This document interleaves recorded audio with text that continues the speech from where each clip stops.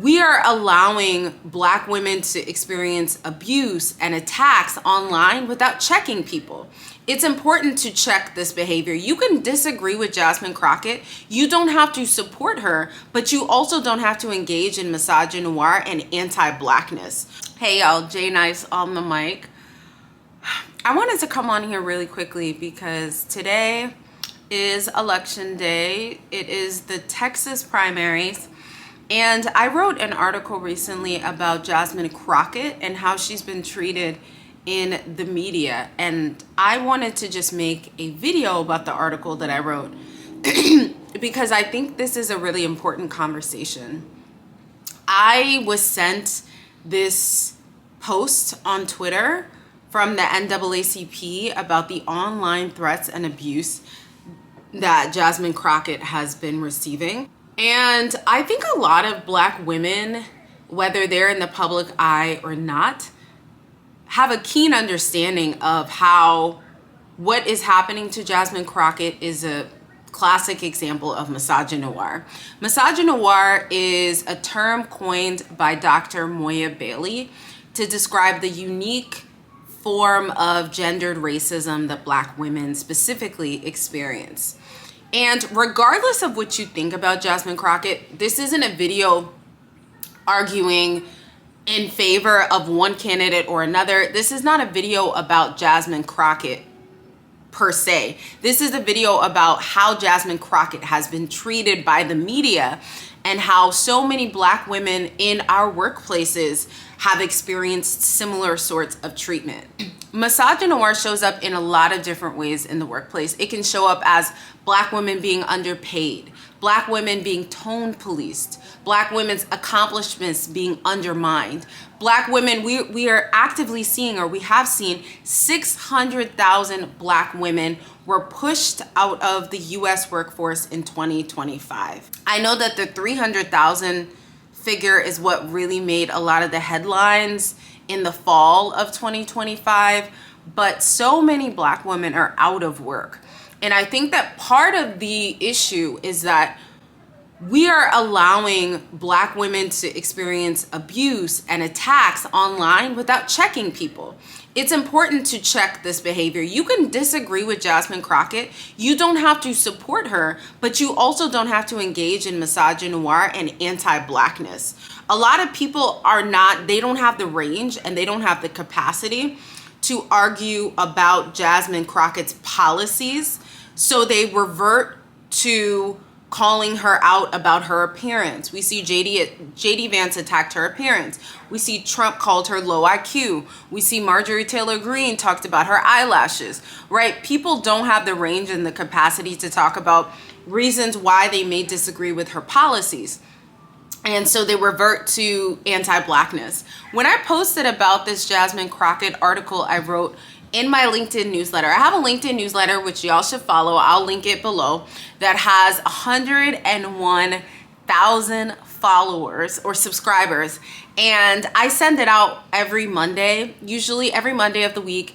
And I posted it on my page yesterday in preparation for the primaries because a lot of people are talking about Jasmine Crockett. And there was somebody who responded and said, if she was a regular conservative Black woman, actually, I'll just post this comment right here, right? So this was his comment. And before you ask, yes, he was. And what was so comical about this is I asked him, what are the specific ways that she's behaved badly? Can you explain them to me? And he didn't have a response directly to that, right? And so it's possible to critique a Black woman without engaging in misogynoir and anti-Blackness. Jasmine Crockett's experience is so similar to what we saw when people were attacking Ketanji Brown Jackson, who was the first Black woman to be on this US Supreme Court. And people were talking about, mostly congressmen were talking about her experience, how she was the only one, she's currently the only US Supreme Court justice who's also been a public defender.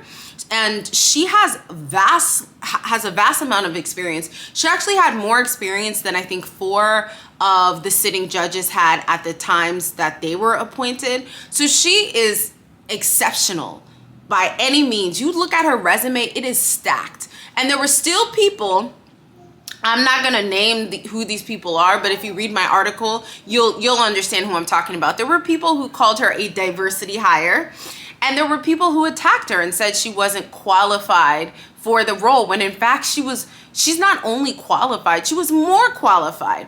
We saw the same thing happen with Stacey Abrams. She ran for governor, I believe twice, in 2018 and in 2022. She ran for governor of Georgia.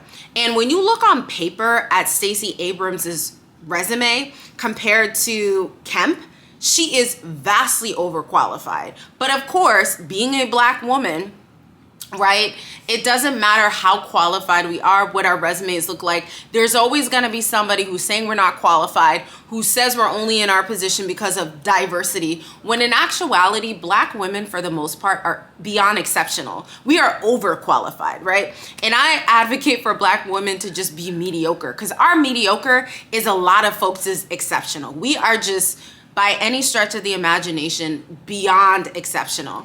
And so what's happening with Jasmine Crockett is just a cruel reminder that no matter how qualified you are or how much more qualified you may be than your counterpart, misogynoir is always going to follow you as a Black woman. And I think that from a workplace standpoint, because as some of you may know or may not know, I am a consultant. I work with organizations and institutions to help them address things like misogynoir.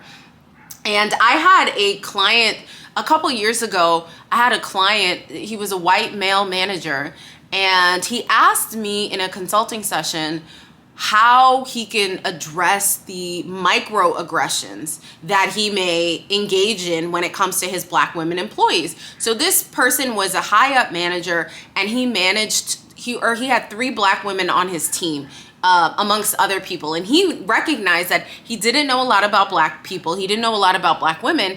And he worried that he was going to be, or that he had been engaging in microaggressions. So he asked me, what are the ways that I can be more aware so that I don't engage in microaggressions? And he actually inspired me to write this article, which is linked in the description box. But I think when it comes to this question of how to address misogynoir in our workplace, education is vital. People don't even know what misogynoir is. So understanding the unique forms of gendered racism that Black women experience, right? It's not just sexism, right? It's not just racism, but it's the combined form of those types of oppression.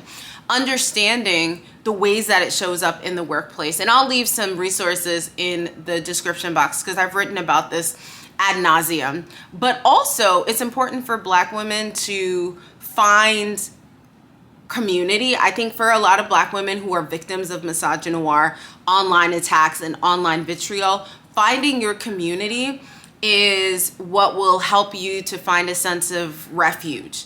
I've told this story, but I haven't told it on my YouTube, but I actually got attacked by the VP online.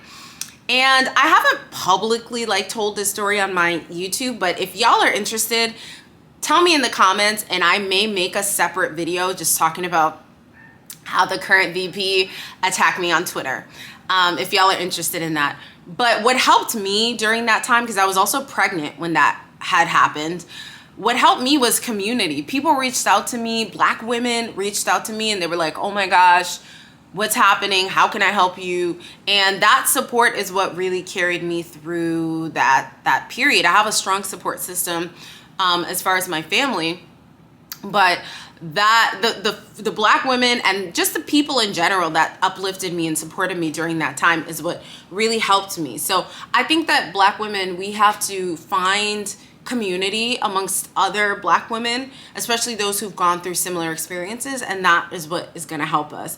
But from a systemic perspective, we have to be calling out misogynoir whenever we see it. So anytime I can call it out, whether it's Kamala Harris or Stacey Abrams or Jasmine Crockett or Ketanji Brown Jackson, again, you don't have to agree with these people. You could have been someone that didn't support Kamala Harris, but also you can recognize the role that Kamala Harris's race and ethnicity and gender played in how she was talked about and treated online, right? I think two things can be true, and folks struggle with those two sorts of truths. They just say, well, you can't make everything about race, and y'all can't hide behind race. And it's like, we have to have an honest conversation about the ways that misogynoir shows up and how folks often are incapable of critiquing a Black woman without engaging or dabbling in misogynoir. I was having multiple conversations with people about Jasmine Crockett, and when I asked them about her, they commented on the way that she speaks, or they commented on how she was not likable. And again, these are not things related to her ability to lead. This has nothing to do with that, right? Folks are just, and it's even us, even Black people, right? Even Black women. So I think it's important for us to call misogynoir out whenever we see it rear its ugly head, and to check folks who engage in misogynoir. And also, if you are a Black woman who's experienced misogynoir, finding a community. I think that's what will really help. So if you're interested in learning more about how I help organizations and institutions deal with issues like misogynoir, my email is below. So that is where I'm gonna leave off today's video. Thank y'all so much for watching, and I'll see you in the next video.